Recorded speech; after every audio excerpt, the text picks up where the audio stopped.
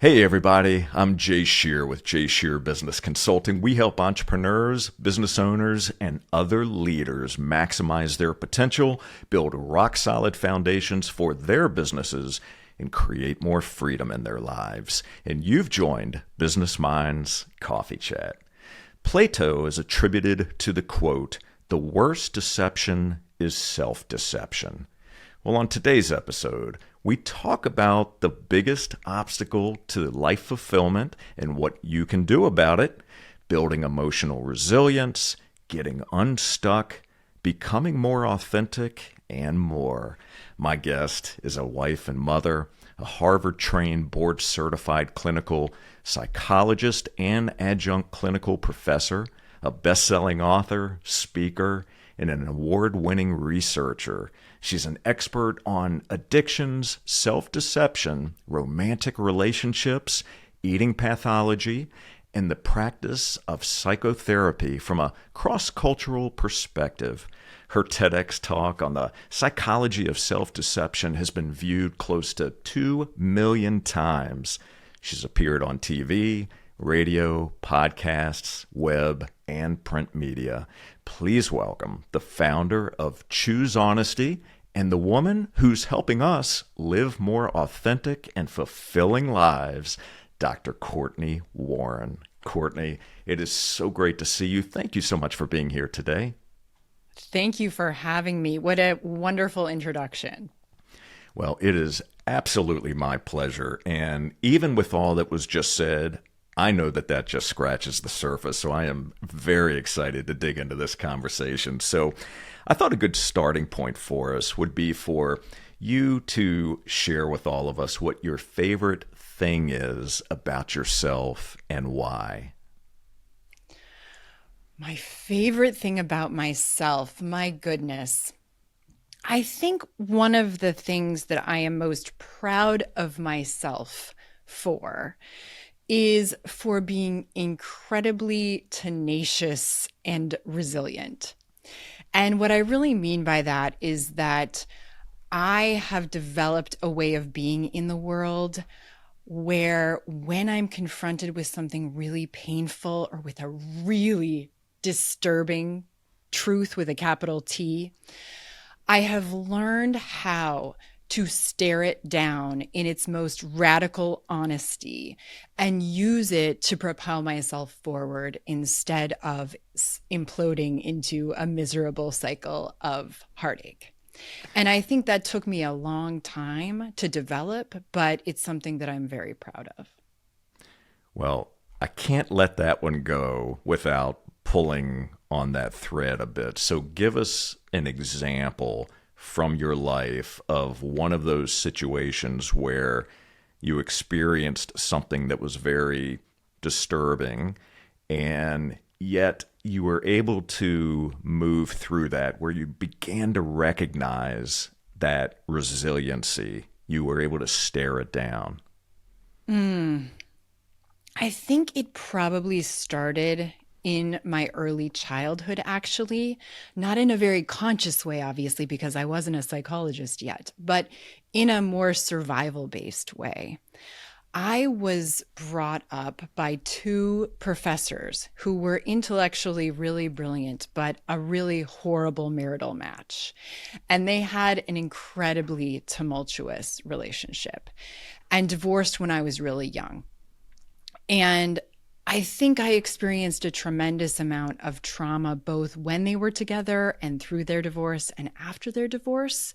I'm an only child, and there were so many times where I really was confronted with something that scared me or that I knew wasn't healthy for me.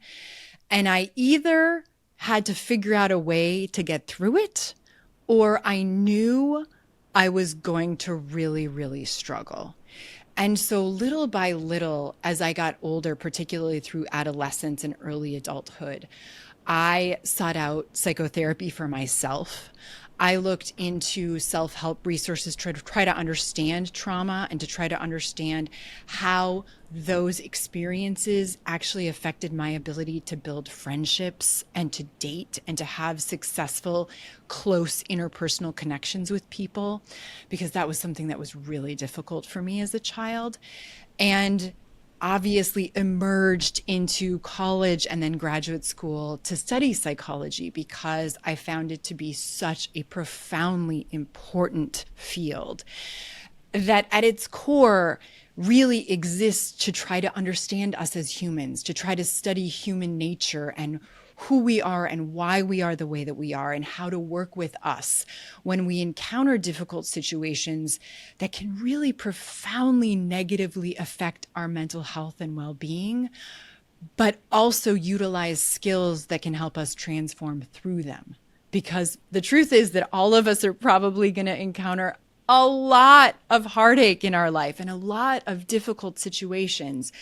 And so the question becomes not, is life going to be hard? The question becomes, when it's hard, how am I going to respond to it? And that really is a philosophy that I carry with me very strongly to this day.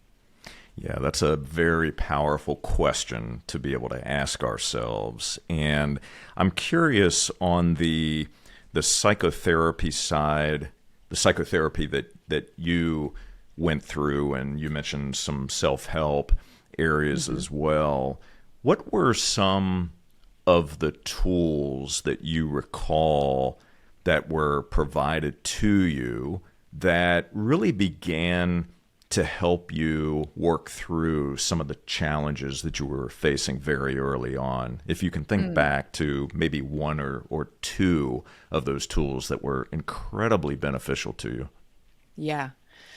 I would have to start actually not with a tool, but with a relationship. I think that the psychotherapeutic relationship, the relationship you can develop with a therapist or with a life coach or with someone who is trained professionally to help you, who truly only has your best interest at heart. And because of the nature of that connection, you can learn to share and be vulnerable and be connected in a really healthy way, probably is the start of why I got healthier. So I have to first say, learning to attach to a therapist and learning to trust another human who had my best interest at heart was probably the first step. As So I trusted them. So let me Go interrupt you ahead. for just 1 second, because you hit on such an important key word. I mean, we're talking about the relationship, right? But trust being so central to really any relationship, but that seems to be the key based on the way, the environment that you were raised. Trust seems to have been that key that really allowed you to begin to explore and learn more about yourself and how you can show up empowered to the world. No question. That particularly for anyone listening who was raised in a relatively difficult situation or had some adversity growing up where you didn't trust people because you weren't in a trustworthy situation, finding a teacher, finding a therapist, finding an adult mentor who truly cares about you and is there to help you move through it is such a profoundly healing experience, because it not only teaches you that there are some really wonderful people out there in the world, which you might not believe as a core belief as an early young person, but it also helps you confront your own insecurities and fears in that safe relationship that you can trust, because I guarantee you they're going to emerge to the surface. Anytime we try to get vulnerable and connect with another human, you are going to have your insecurities tested. And so having that platform to explore, to be wrong, to make mistakes, to share things about yourself that you might be very ashamed of or very insecure about is such a tremendous gift. And as you establish that trusting relationship with another human, you now have a platform to practice all kinds of other skills that you mentioned in your personal life, because you have someone to come back to share your experiences with and work through them and process them and say, okay, I tried this skill and this is what happened. This worked really well. This didn't really work so well. What do you see in me?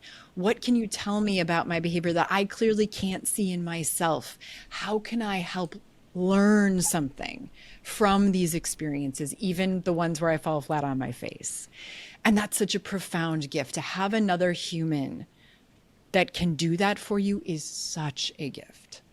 I would 100% concur with you on that. So from personal experience, I have had that kind of relationship and have been through therapy myself, and it's something that I continue to work on for me to learn more about myself and identify those areas that I fall short, so I can work on those things, so I can show up to the world the best way that I can possibly be.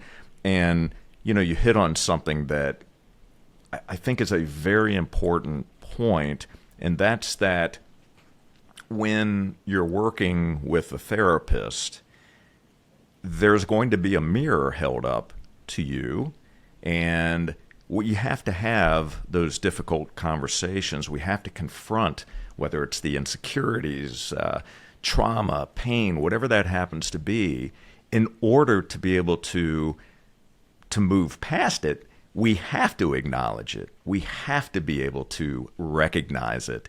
And I often, in the work that I do, use the word blind spots. We don't know what we don't know.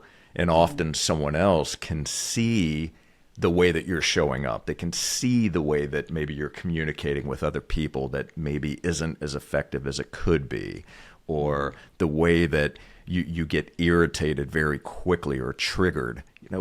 Often it takes someone else to be able to see that, who has a different perspective, who can pull the lens back a bit. So I thank you for sharing it. You articulated that beautifully. Most certainly. I mean, you can't change something you can't admit. And the Absolutely. truth is that we lie to ourselves, every single one of us, all the time.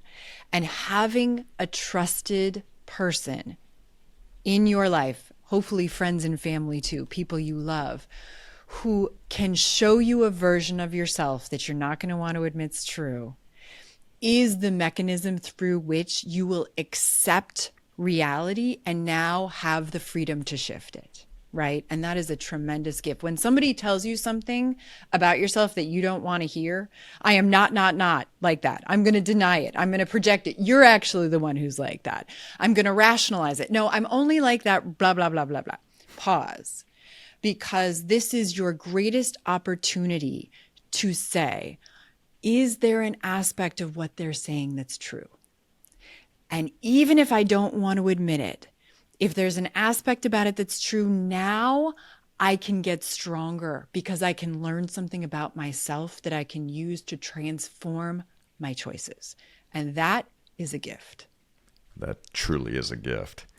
So I want to stay in the area of your early years for just a moment, because you mentioned that you're the child of two professors, and you talked about the marital challenges that were faced early on. And I want to ask you a couple questions about your mother. So your mother, Karen, passed away almost 3 years ago now. Yes. She called herself a public philosopher. She did. She did. What did you, as you think back about your mom, what were some of the bigger lessons that you learned about humanity and that you learned about yourself through her eyes? My mother was such a brilliant person. She was very accomplished. She was very devoted to teaching the public about philosophy, about critical thinking, about how to approach larger ethical questions. from a very analytic perspective. And I grew up watching her lecture all over the world, actually. Her expertise is in what's called ecological feminist philosophy. She was a feminist philosopher. And she fought very hard for women's rights, for underprivileged, any ism of domination, racism, sexism, classism, homophobism. And I was so in awe of her passion for that. Not only was she good at it and effective at it, but she really very deeply cared about people, about the environment, about fairness, about ethical equality, and how we as human beings deserve to be treated because we exist, because we are. And absolutely affected the way that I approach people, I would say, in the sense that part of what I learned from my mother is that the world is not fair. Life is not fair. You are going to have a tremendous amount of lived experience that rationally doesn't really make a whole lot of sense. It doesn't make sense that racism exists or sexism exists, that you are more valued because of a given demographic trait. But that's the world we live in. And I think part of my ability to be resilient, as we talked about early on, was seeing her manifesting a way to be resilient in all of her work.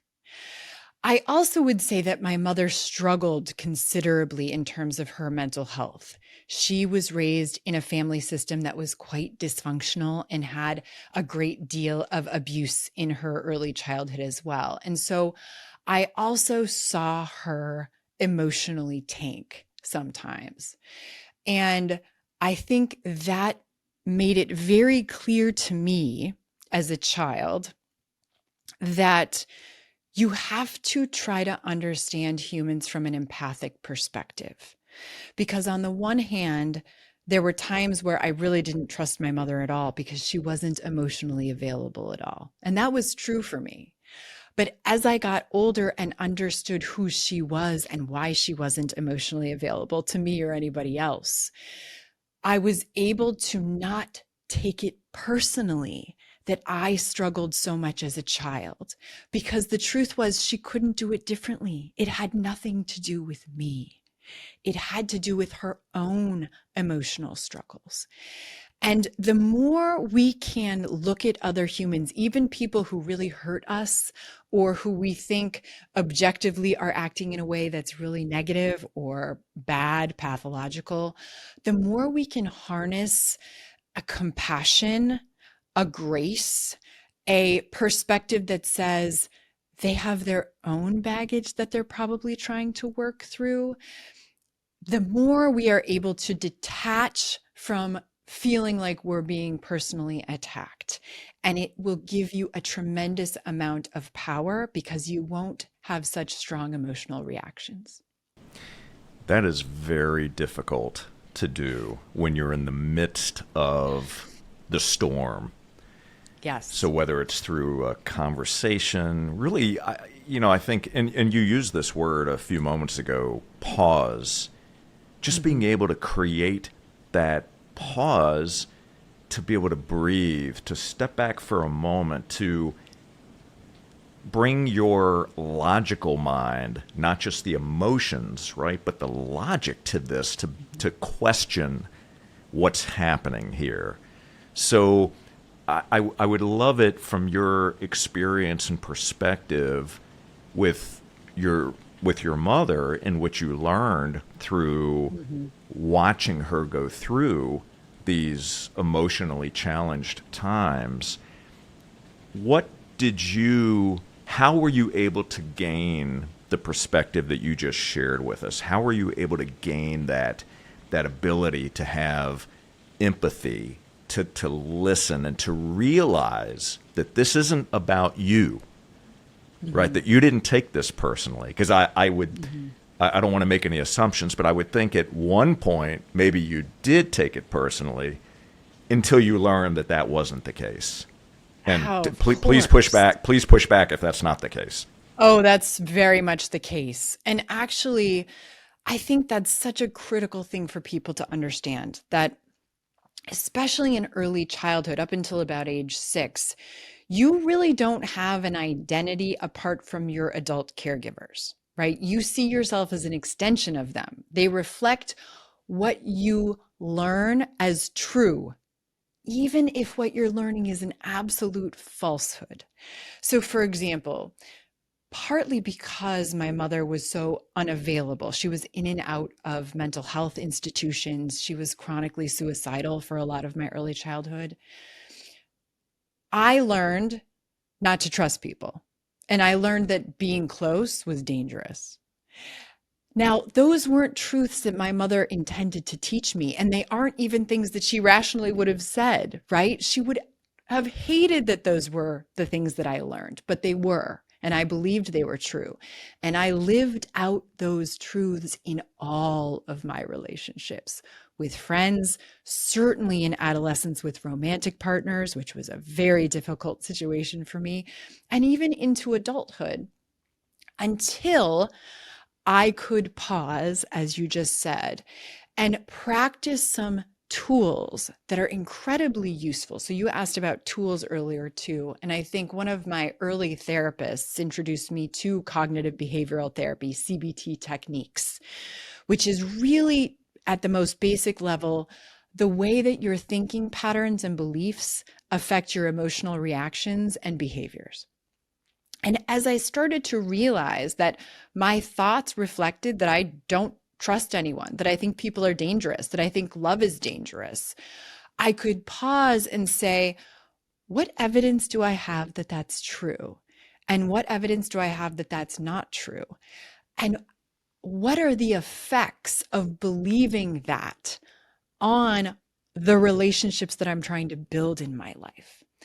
And the more you can pause and start to critically think and evaluate, the more you have options of the worldview that you want to believe is true, of challenging some of those distorted thoughts that you probably started learning long, long ago that have integrated into your sense of self and integrated into what you pay attention to in the world, into the kinds of people that you are attracted to, into every aspect of your life, and question them and say, okay, is this helpful for me? Because it sure seems like it's not helpful for me. There are some people who are probably not trustworthy, but there are lots of people who are.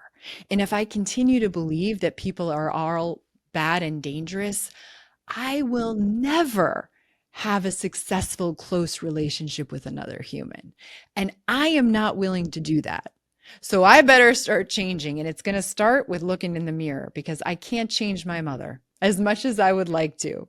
I can't. So I'm going to start with myself and see how that goes. That is that's so it's so incredibly interesting.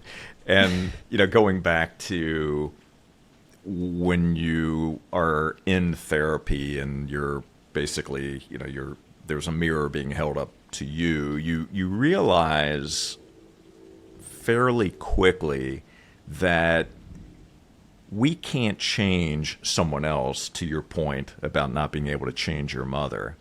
The only thing that we can really do is change ourselves.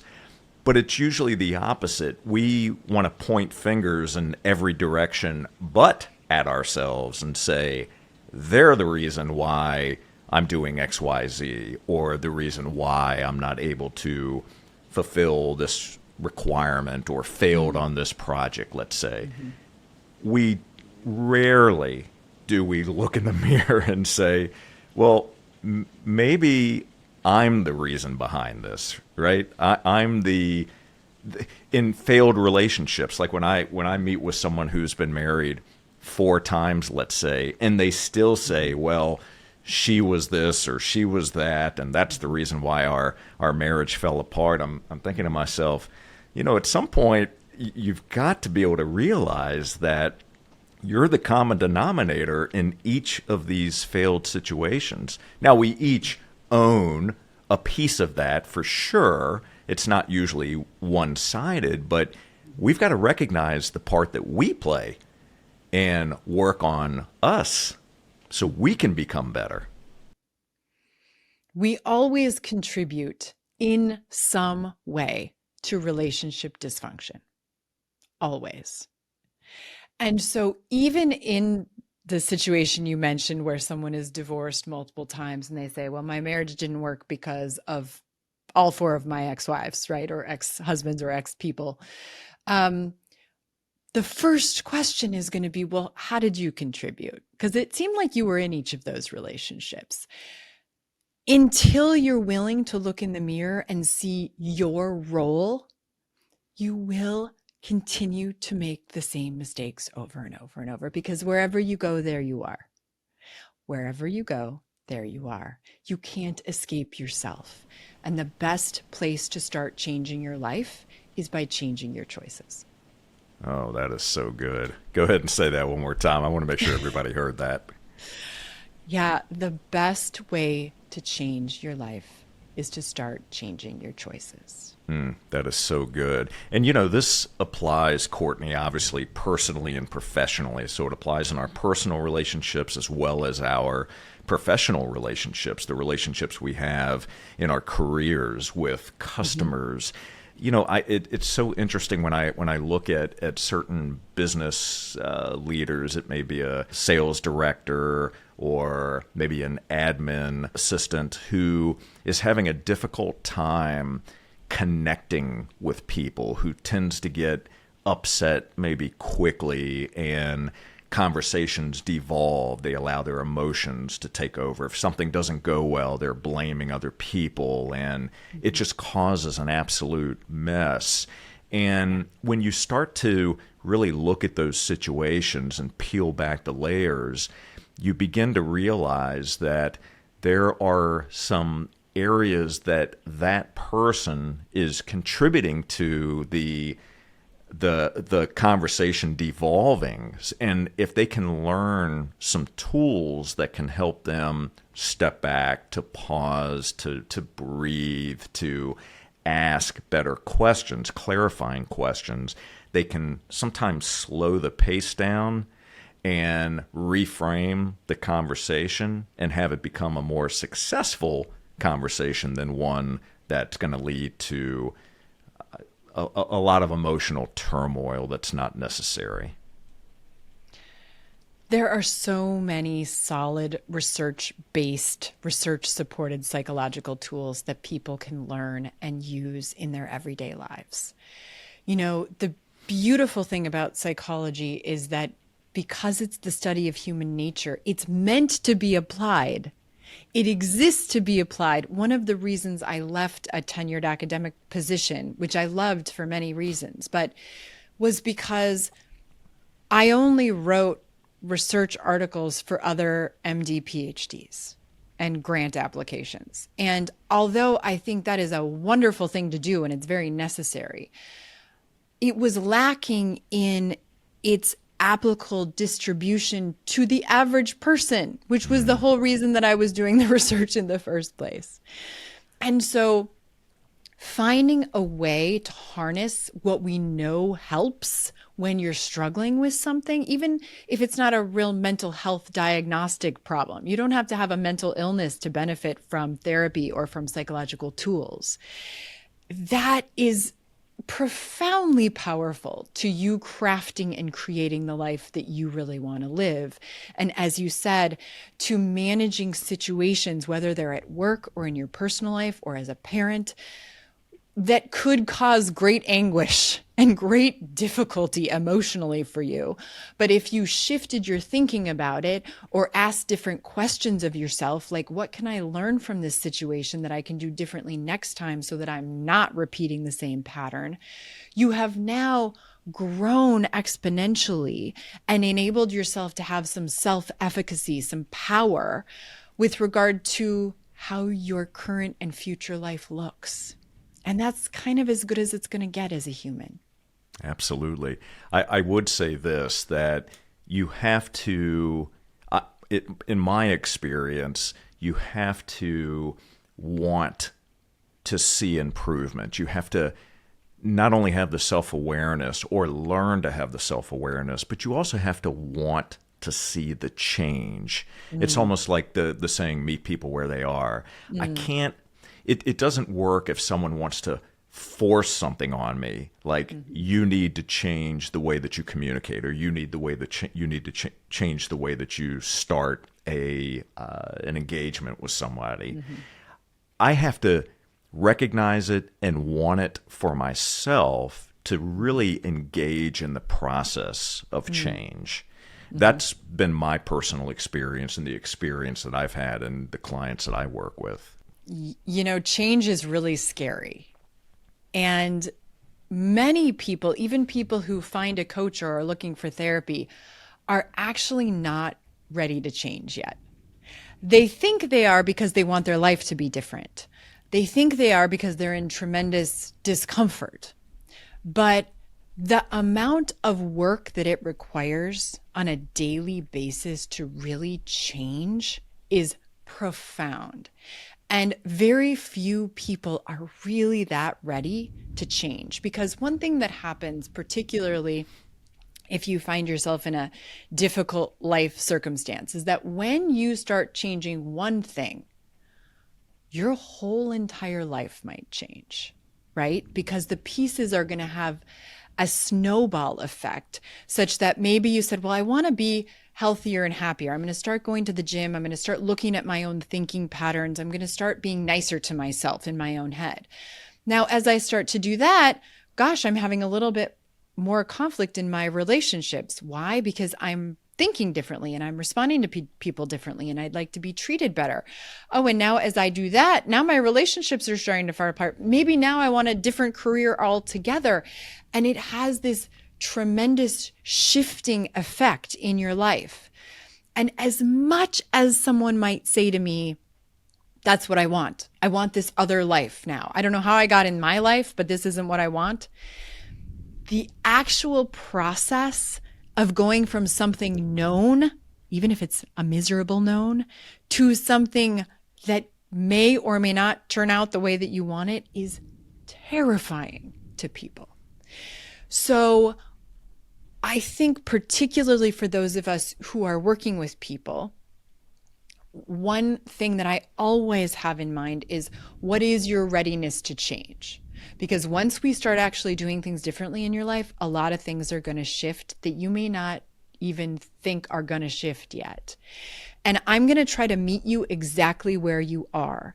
Now, this is really tough if you find someone who comes in to work with you and they're absolutely miserable, but they're not willing to do anything differently.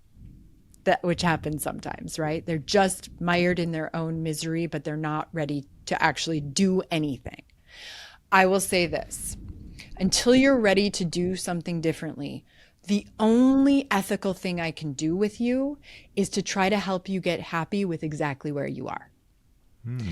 Because the alternative is you come in, for example, to therapy and tell me the same miserable details of your life week after week.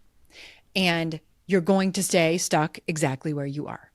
So either we're going to try to shift you out of this by trying different skills and implementing different strategies to change your life, or I'm going to have to help you see exactly what your life looks like and find a way to be grateful for it exactly as it is. And oftentimes when confronted with that, you can slowly use motivational interviewing and some other therapeutic techniques to get some change language started, where you start to kind of bring some self-esteem, bring some ego strength, bring some more motivation that says, you know what, I'm willing to try. And even if it doesn't turn out the way that I really want, I know that living like this isn't good for me. So I will do something differently. Wow. The biggest therapeutic predictor of change actually is one thing. Do you want to take a guess at what it is? The biggest predictor of change in therapy. Biggest predictor. I'm thinking I have to be in enough pain of things staying the way they are. I have to have, there has to be a strong enough story tied to pain in my current place to be able to move me toward change. I don't know if I'm saying that the right way or if that's even the answer, but I want to hear from, I want to hear what you have to say. Misery. Okay. Misery is the biggest therapeutic predictor of change. The Wow. more your life is miserable for you, the more you can't handle how bad it is, the more likely you are to do something differently. I believe that. I believe that. That's amazing. Thank you for sharing that. So we've touched on this. We've been skirting around it a bit and have brought it up a couple of times, but certainly an area that you're an expert in and that a lot of your research is based in is around self-deception. So share with our audience what self-deception really is, and then there's a couple things in that area that I want to explore with you that I think might be helpful to our audience.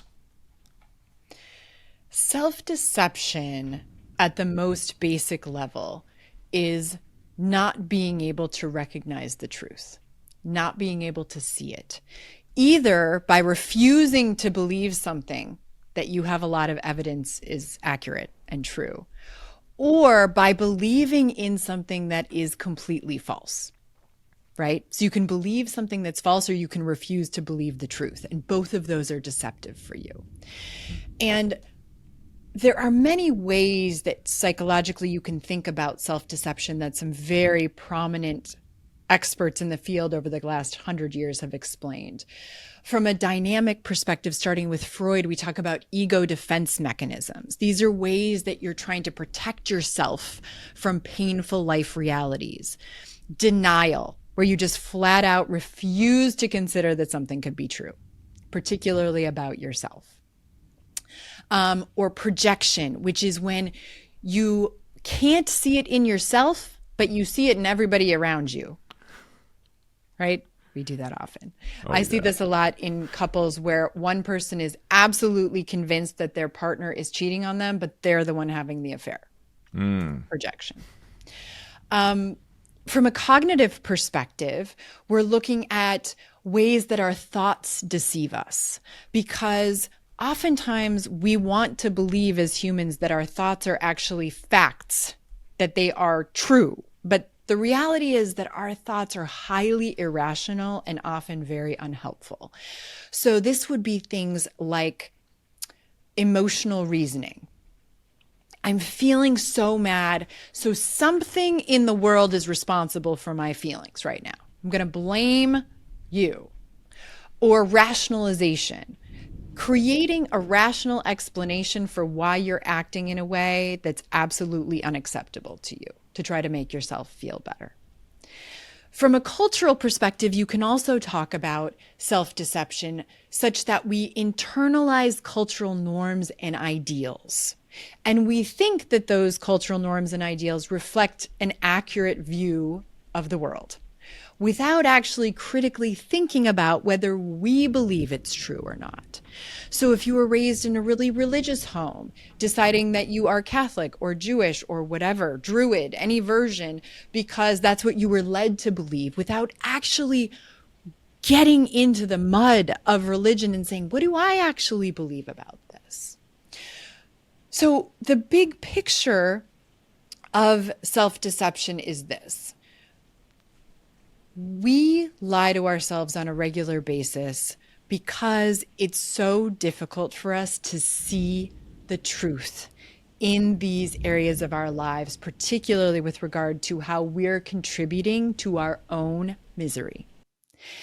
And in order to get ourselves out of it, we have to develop enough self-esteem and enough self-awareness that we consider the possibility that we are in fact contributing to our own problems because of an inability to be honest with ourselves about who we are, about who other people are, about our core beliefs about the world. And the more you can start from a framework of let me try to be open to the possibility that I'm wrong, to the possibility that my emotional reactions might actually be coming from inside of me, my own learnings, and not from my current life circumstance. I'm just being triggered by something. The more we can see our behaviors exactly for what they are in the most radical sense and ask ourselves, why am I doing this? And where is this coming from? And what do I need to admit to myself so that I can shift it? The more power and freedom you will have to craft your life. Wow, this is huge. And I just want to comment to everybody that's watching and listening right now, as Dr. Warren has been sharing so much incredible insight here, I'm taking a lot of notes. That's one way that I learn. But I would encourage all of you to also make sure that you are taking notes and that you go back and that you re-listen to relevant parts of this episode, because there's information that's being shared here that is life-changing. And so please do yourself a favor and take this information and apply what you're learning. It's just like with anything else that we consume, books that we read, knowledge that we gain. That's wonderful, and knowledge is incredibly important. And I have shelves and shelves of books. But until you do something with that information, until you actually apply action to it, things don't change. You may be a smarter person, but things aren't going to change for you necessarily. So listen, learn, and apply. All right, so let's go back to the conversation here. The information you're sharing really is incredibly powerful. And you talk a lot about this, obviously, but it's very difficult to admit that how could I be wrong? The things that I believe those things because I believe that they're true. Mm-hmm. How does social media today amplify the concept of self-deception, or does it?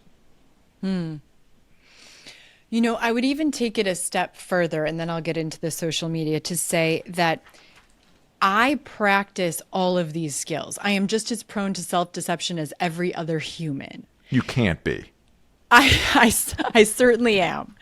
And that, in fact, if you develop an increased awareness of yourself and the ways that you are maintaining or lying to yourself, particularly that are harming your life, and you don't do anything differently, you don't change something, you don't aspire to do it differently, it's actually going to hurt you more. Because now your self-awareness will only allow you to say, I know better. You're no longer deluded in the same way once you admit the truth. And so there is no going back. Once you admit, I'm in an unhealthy relationship and I'm miserable, but I'm choosing to stay, now you are in fact more psychologically responsible for the consequences of that choice. Wow. Because you're doing it with a conscious awareness of it. And so as you learn about yourself and as you explore yourself, become more consciously focused on understanding who you are at a deep level, you actually have to do something differently or you're emotionally going to tank. And I hope that makes sense to people, because in that sense, ignorance really is bliss. If you don't know that you're doing something that's hurting you, it still hurts you, but you don't bear the psychological responsibility of those choices consciously. So it protects you a bit. That's, again, the focus of self-deception. It's its protective measure. It keeps you from getting the self-esteem hit of living a life that's really not ideal, right? As you start to become more self-aware and more honest, you also become more responsible for your choices. The beautiful thing about this is that now you also have more freedom to craft the life that you want to live. So just don't forget, as you know about yourself, you also now bear more responsibility for your life. And it just is what it is. It is But again, this is where your power comes from. And you mentioned the word freedom. That is absolutely true. Is self-deception always detrimental? Or are there any situations where it can be beneficial, but maybe not long-term, but short-term under certain circumstances? I think the really important thing to remember is that self-deception serves a function. It protects you from information you're not ready to admit. And so when you ask about, is it helpful sometimes? I have to say yes, because there are realities that we will live through as humans, or that we see, whether it's happening to us personally or in people that we love, that are so cringeworthy, that are so painful, that if you're not strong enough emotionally to handle it, it might send you into a really ugly tailspin. And so in that sense, I think self-deception can serve a really protective function that is important for people. However, what I'm always going to argue is that our journey in life as human beings is to become as honest with yourself as possible. And so the goal, certainly the goal if you end up in my therapy office, is going to be for me to hold up a mirror and build up your self-esteem so much that I can show you any brutal reality from your past, from a miserable breakup, from an abusive situation, from a trauma experience, and you can look at it with stark eyes, full, blatant reality, and know that you're going to be okay. Have no triggering emotional reaction at all, because it didn't ever define you. And so the goal, from my perspective, is always going to be, how can I help build you up enough that you can tolerate a tsunami of truth and know that you're going to stand strong in your own skin no matter what it is.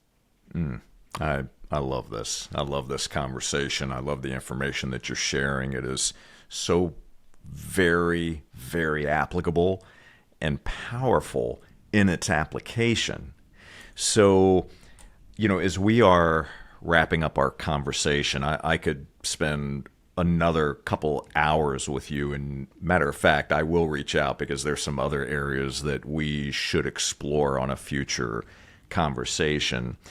But I've got a couple of questions for you. One is, what type of challenge would you give to our audience? What would you challenge all of us, including me, to do? Starting right now, as you go through your life, when you have an emotional reaction to something someone says to you, a work situation, a relationship issue, I want you to pause. And I want you to identify what thoughts are running through your mind when you think about this situation. Write them down. Don't edit them. Don't judge yourself. Try to be as objective as possible. Just write it down. And after you write it down, I want you to look at it, whatever it is that you wrote. And I want you to say, what about this thought is true? And what about this thought is inaccurate? And is there a way for me to shift my thinking about this situation that will lead me to a different experience of it in my life? One that is hopefully more helpful to you and not harmful to you. That would be exactly where I would want you to start. Wonderful. Well, I'm definitely going to take you up on that challenge, and I know that you will as well, those that are watching and listening right now. So please make sure that you do so. I'd be very curious to see and hear about what you end up writing down. So if you want to share that in the comments on this episode, that would be outstanding. And so here is my final question to you.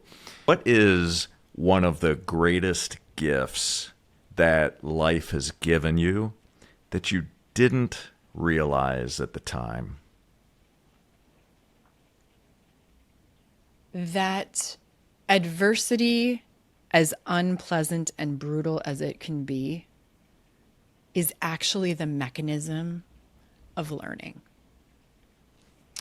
That I just wrote a self-help book on breakups, which is relationships are something I get asked about so frequently because they're such a central part of our experience as humans, right? And romantic relationships are particularly difficult for people with a tremendous amount of self-deception. There's a lot of self-deception woven into that book because they are not only vulnerable and intimate, but they are activating the pleasure center in our brains that make us very attached to the people that we're dating.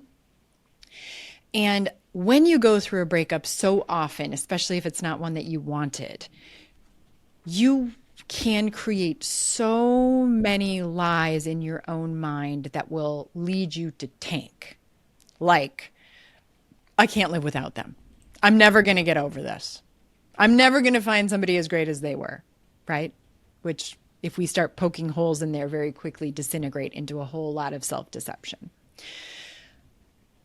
But without those difficult life experiences, like a bad breakup or losing your job or having a really difficult interaction in a friendship, it's very unlikely that you're ever going to be confronted with yourself in such a provocative way.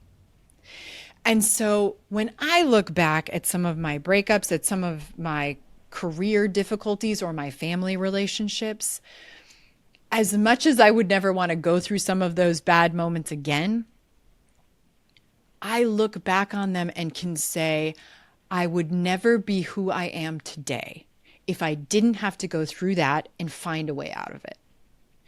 And so I'd say that is probably a learning that I did not expect going through this life. Fantastic. Thank you for sharing that.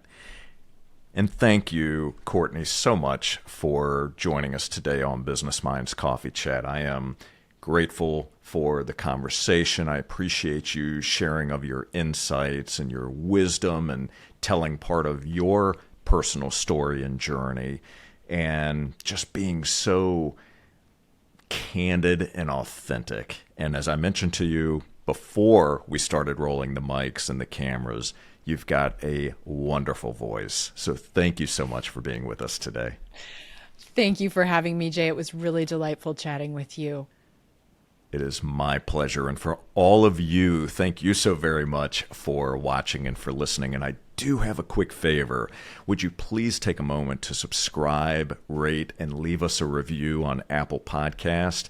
That goes a long way in helping us expand our reach and attract amazing guests, just like Dr. Cortney Warren, to this show.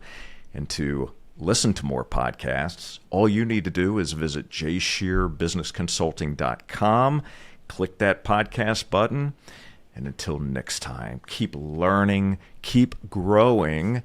Make sure you pick up a copy of Letting Go of Your Ex. We'll go ahead and put a link to this in the show notes, and we'll see you on the next Business Minds Coffee Chat. Take care, everybody.